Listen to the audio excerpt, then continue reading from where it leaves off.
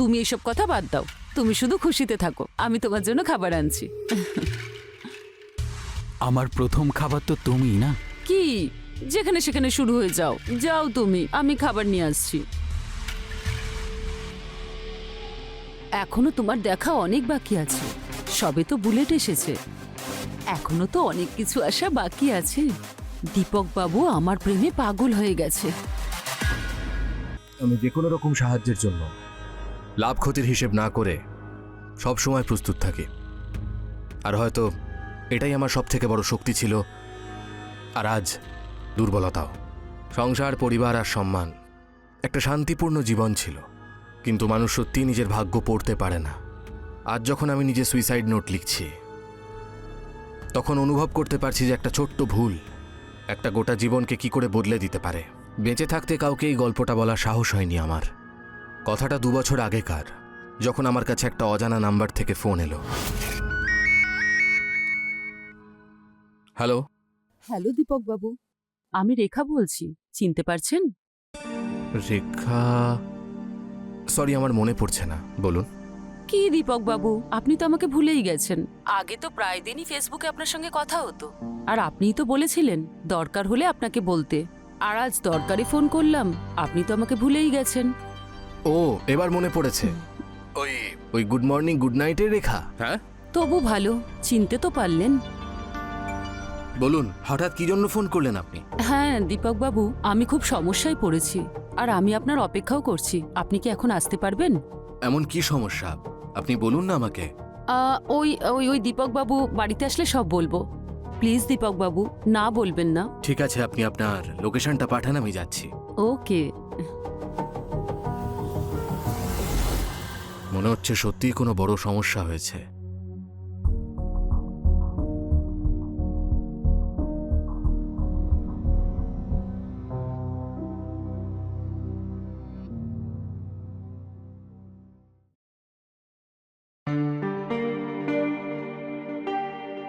ও hello Dipak বাবু, high.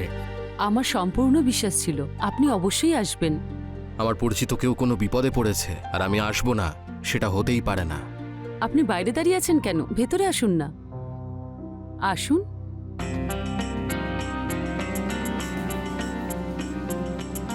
আরে, আপনি দরজাটা বন্ধ করছেন কেন? কিছু কথা বন্ধ দরজার ভেতরেই ভালো লাগে দীপক বাবু। কেন, আপনি সব কথা, সব কাজ দরজা খুলেই করা পছন্দ করেন নাকি? দেখুন, আপনি সমস্যায় পড়েছিলেন তাই আমি এসেছি। দেখো, সেটা তো আমি এখনো আছি, আর সেটাই তোমাকে দেখানোর চেষ্টাও তো করছি, কিন্তু তুমি তো বুঝতেই চাইছো না।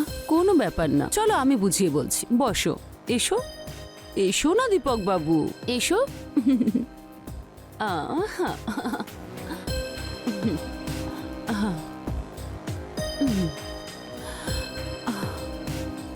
দেখুন, আমার মনে হচ্ছে আমি ভুল জায়গায় চলে এসেছি, আমি আসছি। আহা, আরে দীপক বাবু, আহা, তুমি একদম সঠিক জায়গায় এসেছো।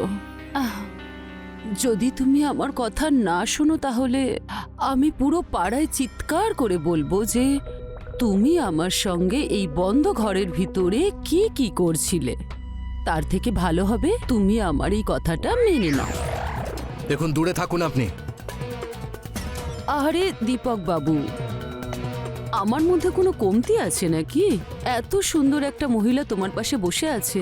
এটা কি করছেন আপনি? এসব ভুল। আরে দীপক বাবু, পুরুষ হওয়ার চেষ্টা করুন, পুরুষ। এত সুন্দর একটা মহিলাকে দেখে আপনার কিছু হচ্ছে না নাকি? আর যদি কেউ দেখে নেয় তাহলে আমার সম্মানের কি হবে? দেখুন, ভালো তো আমি তখনই বেসে ফেলেছিলাম যখন আমি তোমার প্রথমবার প্রোফাইল পিক দেখেছিলাম। আর ভালোবাসার উত্তর আমি ভালোবাসা দিয়েই চাই।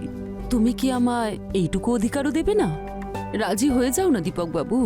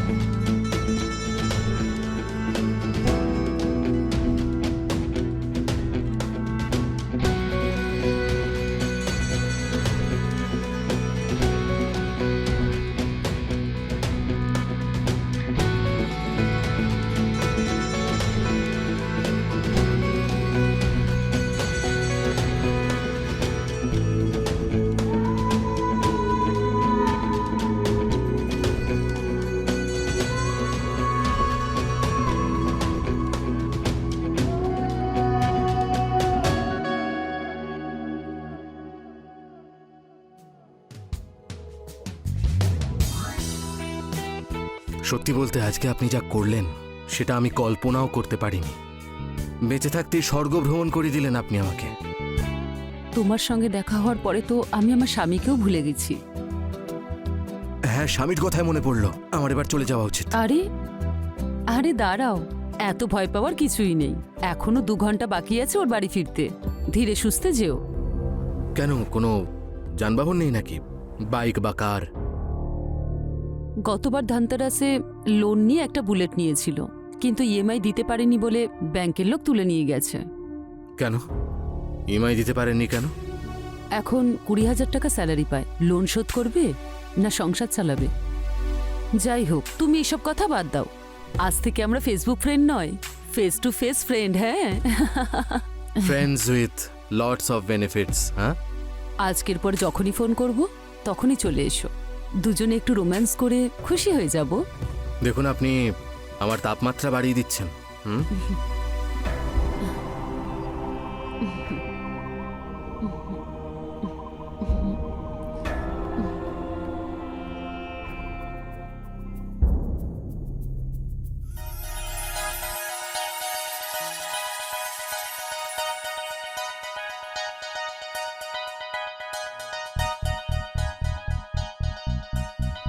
আরে রেখা, তুমি এসে গেছো? এই এই আমার বুলেটটা কে ফেরত আনলো? আরে তুমিও না, আমার মাসির দেওরের ছেলে দীপক কেমন আছে জানার জন্য ফোন করেছিল। আর ভুল করে আমার মুখ থেকে বেরিয়ে গেছে যে তোমার বাইক ব্যাংকের লোক তুলে নিয়ে গেছে। জানি না ও এমন কি করলো। আরে ব্যাংকের লোক নিজে এসে বাইক বাড়িতে দিয়ে গেল। আর তার সঙ্গে কি বলেছে জানো? আর লোন দেওয়ার কোনো দরকার নেই। আরে কিন্তু 2 লাখ টাকা বাকি ছিল। 2 লাখ? সেটা তো তোমার জন্য। ও অনেক বড় লোক, জানো সেটা? কিন্তু ধার নিলে তো শোধ দিতেই হবে না? আমরা কি থোড়াই বলেছিলাম আমাদের লোন শোধ করে দাও? আর এমনিতে কেউ সাহায্য করলে ফেরত দিতে হয় নাকি?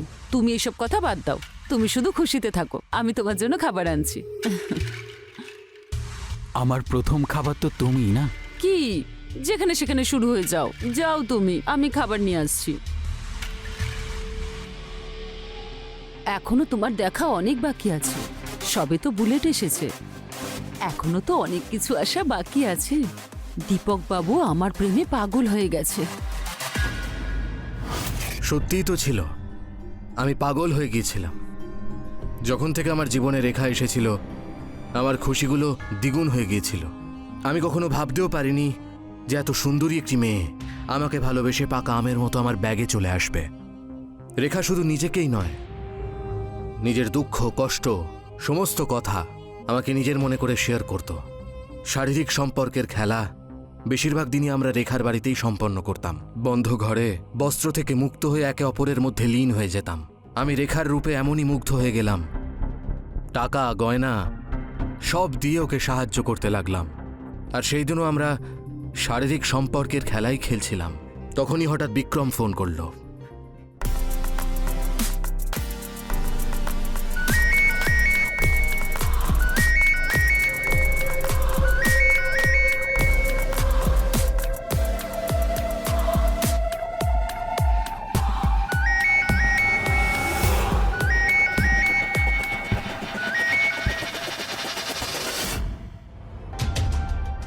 আরে এই রেখাটাও না, জানি না কোথায় মোবাইল রেখেছে। এখন তো বাড়ি গিয়েই দেখতে হবে।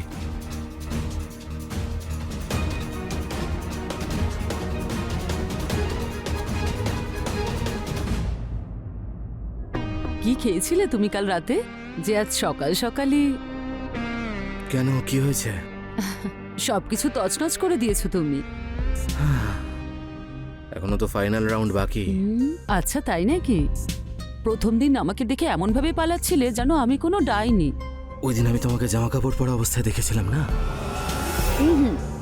পোশাক পরা অবস্থায় আমাকে দেখে ডাইনি মনে হয়? আচ্ছা, রাগ করতে হবে না, কিন্তু একটা কথা বলবো, জামা কাপড় ছাড়া তোমাকে পরীদের মতো লাগে। যদি তুমি মূর্তি হতে না তাহলে আমি তোমাকে হলের মধ্যে সাজিয়ে রাখতাম। আর সাজিয়ে রেখে কি করতে?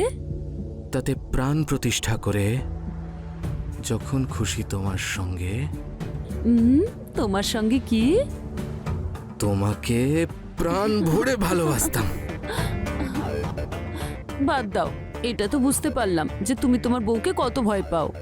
বউকে পৃথিবীতে কে না ভয় পায় বলো, কিন্তু একটা কথা সব সময় মনে রাখবে, তুমি আমার কাছে বউয়ের থেকে কোনো অংশে কম নও। অনেক হয়েছে, একটা বউকে তো গয়না দিয়ে ভরিয়ে বাংলোতে রেখেছো, আর আরেকটা বউকে ভাঙা একটা ঘরেতে। আচ্ছা এই ব্যাপার, তাহলে কালই এই বাড়িটা ডেন্টিং পেন্টিং করিয়ে ফার্নিচারগুলো পুরো পাল্টে দিই। ব্যাস তুমি শুধু খুশিতে থাকো। আচ্ছা এটা বলো, তুমি কখনো কোনো মহিলার সঙ্গে বাথরুমে স্নান করেছো? না নিজের বউয়ের সঙ্গেও নয়? না, কোনো ব্যাপার না, আজকে তুমি আমার সঙ্গে স্নান করবে।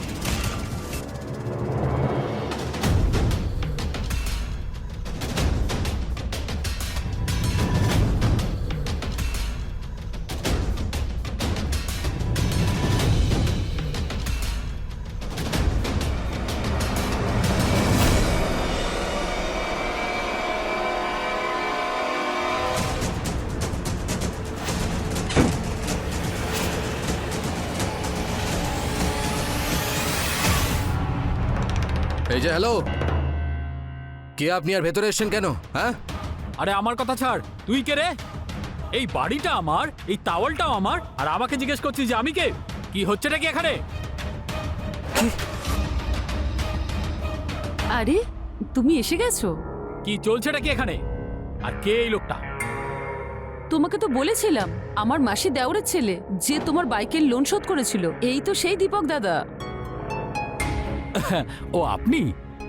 সরি, আমি তো ভুলই বুঝলাম। গেস্টকে কিছু খাবার দাবার দিয়েছো? ব্যাস শুধু জল দিয়েছি, আর ওর ভীষণ গরম লাগছিল, তাই বললো স্নানটা করে নি। ঠিক আছে, আমি আমার পার্সটা ভুলে গেছিলাম। আচ্ছা আমি গিয়ে তাহলে নিয়ে আসছি, ঠিক আছে? কিন্তু তুমি ভিজে গেছো কেন?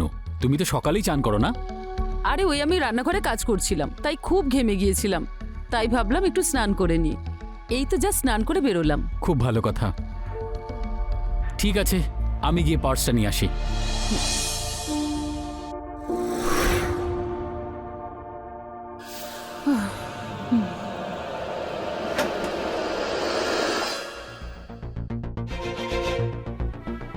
আজ আপনি এখানেই থাকুন না, রাত্রের বেলা পার্টি টাটি করবো। আরে না না, অনেক কাজ আছে অফিসে, আমি লাঞ্চ করে বেরিয়ে যাব, তারপর যে কোনো দিন বসাই যেতে পারে। আচ্ছা ঠিক আছে, যেমনটা আপনি বলেন। আচ্ছা যখনই আপনি ফ্রি হবেন চলে আসবেন, আর এটা নিজের বাড়ি ভাবুন। জানো দাদা কি বলছিল, এই টিভি সোফা সব পুরনো হয়ে গেছে, তাই নতুন এনে দেবে। আরে না না, এসবের দরকারই নেই। কত খরচা হবে জানো? আরে দাদা, আপনি এত টেনশন নিচ্ছেন কেন? আপনার টাকা দেওয়ার কোনো দরকার নেই। ও আপনার স্ত্রী অবশ্যই, তবে আমারও তো কেউ হয় নাকি?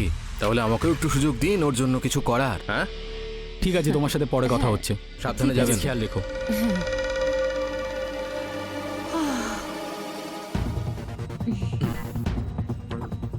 শুধু লাঞ্চ করেই চলে যাবে? যদি তুমি বলো তাহলে ওটাও করে নেব। আচ্ছা, এখনো দম আছে? তুমি বলো। যেমন তোমার ইচ্ছে।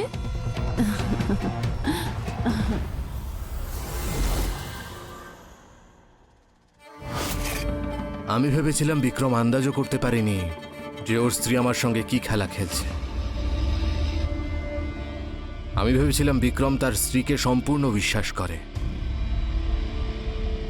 কিন্তু রেখা আমার বুকে বিদেশি পর্ন ফিল্ম নায়িকাদের মতো আমার বুকে এসে আমার শরীর সুস্থ করে দিচ্ছিল। কিন্তু এসব কিছুই আমার ভুল ধারণা ছিল। বিক্রম সরল ছিল না, আর ও আমাদের বিষয়ে সবটাই জানতো। এটা আমি ওই দিন জানতে পারলাম যেদিন ও আমার অফিসে এলো আর ওর মোবাইলটা আমাকে দেখালো। দীপক বাবু, মনে হয় আপনি আমাকে চিনতে পারেননি। আরে বিক্রম, কেমন আছো? ভালো আছি। আপনার জন্য একটা সারপ্রাইজ আছে।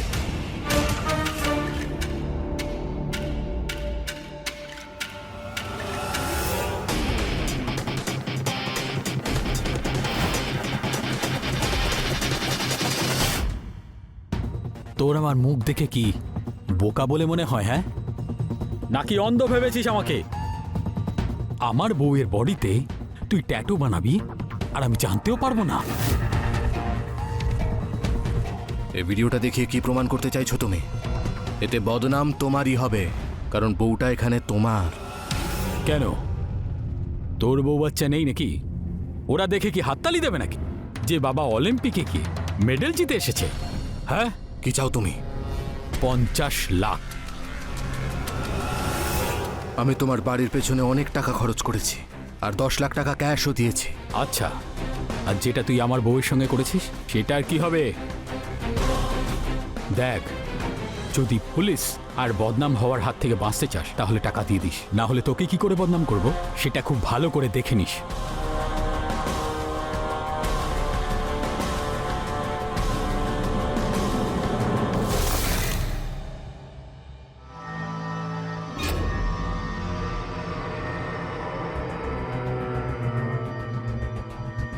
রেখা, তোমার স্বামী পাগল হয়ে গেছে নাকি? আমার অফিসে এসেছিল, 50 লাখ টাকা চাইছিল আমার থেকে। হ্যাঁ, তো দিয়ে দাও না ডার্লিং। তোমার কাছে টাকার অভাব আছে নাকি? হ্যাঁ, টাকা তো গাছে ফলে না যে পেড়ে দিয়ে দেবো। জানো, আমাদের রিলেশনের ব্যাপারে ও যদি জানতে পেরে যায় তাহলে আমাকে থানায় নিয়ে গিয়ে কমপ্লেন লেখাতো যে তুমি আমারই বাড়িতে এসে আমার সঙ্গে কুকর্ম করেছো। তখন তুমি কি বললে? এখন আর কি করব? মিথ্যে কথা তো আর বলতে পারছি না, স্বামী তো আমার না।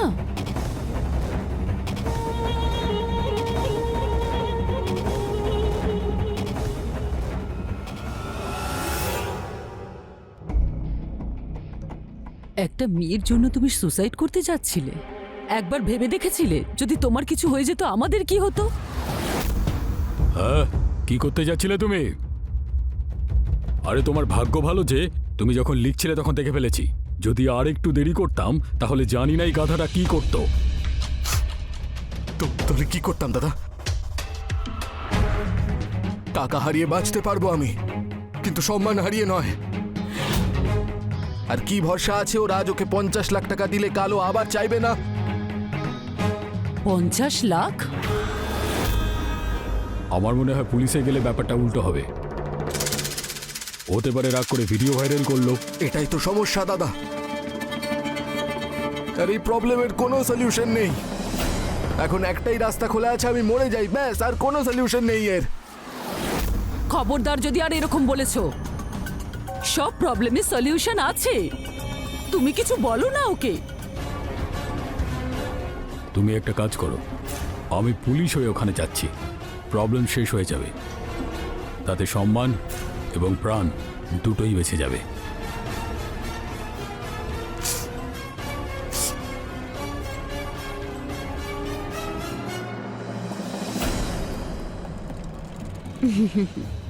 আজ নয় তো কাল 50 লাখ তো ও দিয়েই দেবে।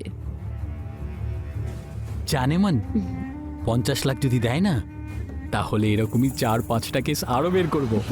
আইডিয়াটা ভালো না? আইডিয়াটা ভালো। একটা কাজ করি, একটা দুটো মুরগি আরো ফাঁসিয়ে নি, আমাদের জীবনটা আরামে কাটবে। আইডিয়া তো দারুণ, আমাদের জীবনটা সহজ হয়ে যাবে। তোমাদের জীবন আমি সহজ করছি। আপনি ভেতরে এলেন কি করে? তোর কাছে অনুমতি নেব ভেতরে আসার জন্য? লোকেদেরকে এই ট্র্যাপে ফাঁসিয়ে ওদেরকে লোটো। স্যার আপনি ভুল বুঝছেন। আমি ভুল বুঝছি? স্যার চল, আমি কিচ্ছু করিনি। চল বলছি, স্যার আমি কিচ্ছু চল তুই। করিনি। চিয়ার্স। ও পুলিশের নাম নিয়ে তোকে ভয় দেখাচ্ছিল, নকল পুলিশ হয়ে ওদের দুজনকেই গায়েব করে দিলাম। আচ্ছা দাদা, কেউ জানতে পারবে না তো? প্রশ্নই উঠছে না।